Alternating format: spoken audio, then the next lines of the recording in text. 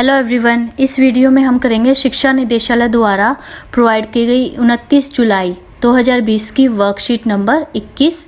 ये वर्कशीट कक्षा 6 से 8 के विद्यार्थियों के लिए ये हिंदी मीडियम की वर्कशीट है। Let's start. अपने कपड़े की अलमारी सफाई करते हुए सरोज चाची ने रेनू को समझाया कि हमारे वस्त्र कपड़े के बने हैं। सरोज चाची हैं रेनू की। रेनू एक लड़की है, उसकी चाची का नाम क्या है? सरोज। जब वो अपने कपड़ों की अलमारी की सफाई कर रही थी तो वो रेनू समझाती हैं कि हमारे जो वस्त्र हैं वो किससे बने होते हैं? कपड़ों से।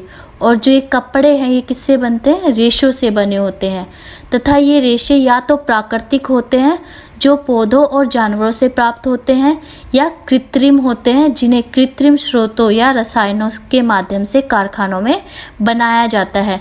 सरोज चाची रेनू को समझा रही हैं कि जो हमारे वस्त्र हैं वो कपड़ों से बने होते हैं और जो कपड़े हैं वो रेशों से बनते हैं। और जो ये रेशे हैं जिनसे कपड़े या वस्त्र बनाए जाते हैं ये दो स्रोतों से हमें मिलता है, प्राकृतिक और कृत्रिम। दो प्रकार के होते हैं। प्राकृतिक रेशे वो होते हैं जो या तो पौधों से प्राप्त होते हैं जैसे कपास, जूट, या फिर जानवरों से जैसे ऊन और रेशम। जो प्राकृतिक स्रोतों से जो हमें रेशे प्राप्त होते हैं उनको हम बोलते हैं प्राकृतिक रेशे। और जिन रेशों का निर्माण प्रयोगशालाओं में कृत्रिम स्रोतों या रसायनों के माध्यम से कारखानों आदि में किया जाता है उनको बोलते हैं हम कृत्रिम रेशे या मानव निर्मित, और इन्हें हम संश्लेषित रेशे भी बोलते हैं। तीन नाम हैं इनके: कृत्रिम, मानव निर्मित और संश्लेषित रेशे। क्योंकि इन्हें मानव द्वारा बनाया जाता है कृत्रिम रूप से, इसीलिए इसको ये नाम दिया गया है। जैसे आपका nylon, plastic, rayon, polyester, polythene, ये सब क्या है? कृत्रिम रेशे हैं। अब आगे बढ़ते हैं। जादुई बॉक्स में से निकले सही रेशे को चुनिए और नीचे दिए गए संकेतों की मदद से रिक्त स्थान को भरिए। यहाँ पे हमें रिक्त स्थान दिए हुए हैं और यहाँ पे हमें साथ में कुछ संकेत भी दिए हुए हैं, उनको हमें भरना है। किससे? ये जादुई बॉक्स है, इसमें से कुछ रेशों के नाम हैं निकले हैं जैसे जूट, ऊन, नायलॉन, कपास, रेशम, प्लास्टिक। ये सब क्या रेशों के नाम है। अब इनकी मदद से हमें इन रिक्त स्थानों को भरना है। मेरी माँ केवल विशेष अवसरों पर इस सुंदर, क्या आएगा यहाँ पे? रेशम, क्योंकि यहाँ पे क्या दिखाया हुआ है? रेशम के कीट दिखाए हुए हैं, कोकून दिखाए हुए हैं, तो यहाँ पे आएगा मेरी माँ केवल विशेष अवसरों पर रेशम की साड़ी पहनती है। तो आप यहाँ लिखोगे रेशम, जिसे हम सिल्क बोलते हैं। तो जो सिल्क की साड़ी वो काफ़ी महंगी आती है, इसको हम विशेष अवसरों, त्योहार आदि पर ही पहनते हैं। यह मेरी दादी की शॉल है, और शॉल किससे बनती है? जो ऊन से बनी है। शॉल किससे बनती है? ऊन से। मैं अधिकतर इस दरी पर बैठकर पढ़ाई करता या करती हूँ। ये देखो क्या दिखा रहा है यहाँ पे? कपास। किससे बनी हुई है? यहाँ पे कपास। जो दरी है वो किसकी बनी हुई है? कपास से बनी है। आप यहाँ लिखोगे कपास। मेरे पिता बाजार से इस थैले में सब्जियां लाते हैं जो कि किससे बना है? जूट से बना है। मेरे मोजे और ये रस्सियाँ, यहाँ आएगा नायलॉन। नायलॉन क्या है? कृत्रिम रेशा। और अभी तक जो भी हमने ऊपर पढ़े, रेशम, ऊन, कपास, जूट, ये क्या है? प्राकृतिक रेशे, नायलॉन। मेरे मोजे और ये रस्सियाँ नायलॉन से बने हैं, जबकि यह कुर्सी तथा ये पानी की बोतलें प्लास्टिक से बनाई गई हैं। यहाँ आएगा प्लास्टिक। कुर्सी और पानी की बोतलें किससे बनी होती हैं? प्लास्टिक से बनाई गई है। एक बार हम दोबारा से अपना पैराग्राफ पढ़ते हैं। मेरी माँ केवल विशेष अवसरों पर इस सुंदर रेशम की साड़ी को पहनती है। यह मेरी दादी की शॉल है जो ऊन से बनी है। मैं अधिकतर इस दरी पर बैठकर पढ़ाई करती हूँ। यह कपास से बनी है। मेरे पिता बाजार से इस थैले में सब्जियां लाते हैं जो कि जूट से बना है। मेरे मोजे और ये रस्सियाँ नायलॉन से बने हैं, जबकि यह कुर्सी तथा ये पानी की बोतलें प्लास्टिक से बनाई गई हैं।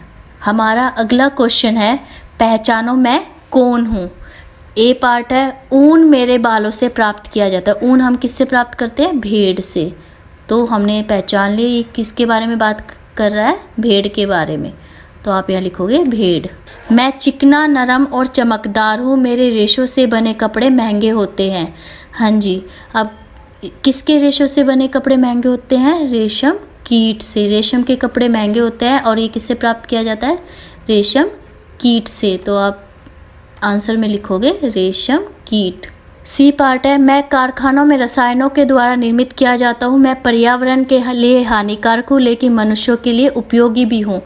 तो जिसका निर्माण कारखानों में रसायनों से होता है, पहली बात तो वो कृत्रिम है, दूसरा पर्यावरण के लिए भी नुकसानदायक है, हानिकारक है, लेकिन इंसानों की लाइफ में इसका बहुत ज़्यादा उपयोग है। हमारे घर में बहुत सारी चीज़ें हैं जो इसकी बनी हुई है, जिनका हम यूज़ करते हैं। तो ये क्या है? प्लास्टिक की बात कर रहा है। नेक्स्ट क्वेश्चन है, ऊन और कपास के रेशों से बनी कोई 5 उपयोगी वस्तुओं की एक सूची बनाइए। ऊन और कपास से बनी हुई 5 चीज़ें हमें बताने, उनकी एक लिस्ट बनानी है। इस प्रश्न का उत्तर होगा, ऊन से बनने वाली 5 चीज़ें हैं शॉल, कंबल, दस्ताने, स्वेटर, तोरण। तोरण जिसका प्रयोग हम घर की सजावट के लिए करते हैं। दूसरा कपास से बनी 5 चीज़ें उपयोगी वस्तुएं हैं दरी, चादरें, टी शर्ट, रुमाल, जुराबे और कपड़े बनाने के लिए जो वस्त्र होता है, सिलने के लिए, सूट आदि बनाने के लिए, वो भी किसका बना होता है? कपास का बना होता है।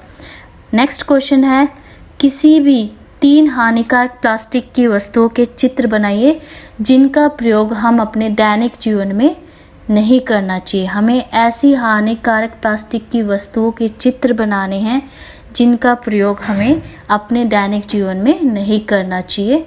तो सबसे पहले है पॉलीथीन, जिसका यूज़ हम सामान को लाने के लिए करते हैं, चीज़ों को स्टोर करने के लिए भी करते हैं। दूसरा, आपके घर में जो भी प्लास्टिक की वस्तुएं हैं जो हानिकारक हैं, पानी की बोतलें, जिनका प्रयोग हमें नहीं करना चाहिए प्लास्टिक का, उनसे बनी चीज़ों का चित्र आपको यहाँ पे बनाना है।